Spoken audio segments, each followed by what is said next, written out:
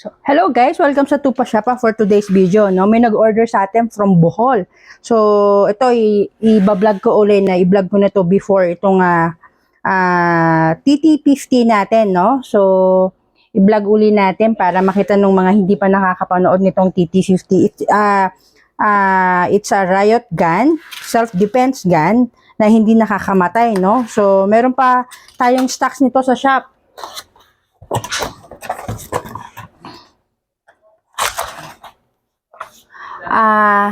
Kuya Dave, pa-check nga magkano na update price. TT50. Ha? So, update price ho nito is 6,895 nitong TT50 natin na caliber 15. No? So, testing natin, papakita ko uli sa inyo kung gaano kalakas to. So, order to ni Sir Aaron ng Bohol City, no? So, shout out sa iyo, sir. Maraming salamat po sa pag-order nitong ating TT50.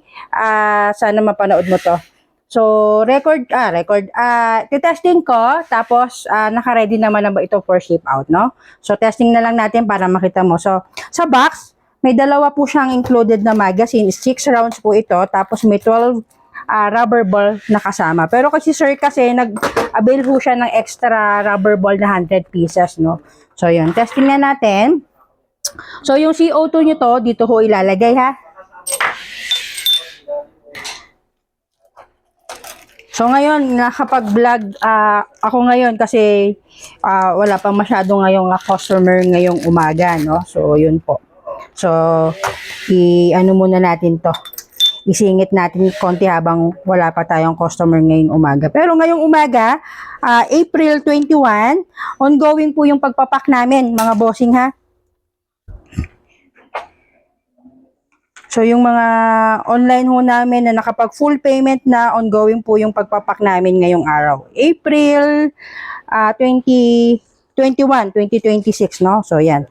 Para may idea kayo kung kailan ko to ni-record. Okay? So, nailagay ko na yung CO2 sa ilalim. So, press lang ho natin to. Medyo, ano lang siya, masakit sa kamay kaya gagamit ako ng rubber mallet. Okay? So, yun. Enough na. Testing muna natin.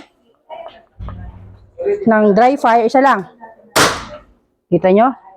Ganong kalakas siya. So, maglo-load tayo. Titin natin yung target doon. Wala tayong target. Wait lang. So, naglagay tayo ng target doon, no? So, para makita nyo lang kung asintado ako. So, kita nyo yun. Yun yung Incan na Royal. So, load tayo, no? So, yung loading ho nito dito sa harap. So, syempre, hindi ko gagalawin yung order ni sir. Gagamitin ko yung akin.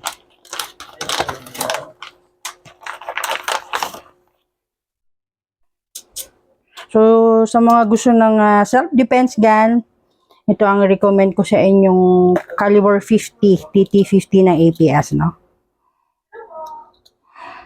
So, nag-load ako ng 3 para lang makita nyo. So, click. So, fire. Whoop. So, kita nyo yung parang pagka-pressure nung hangin impact niya, no?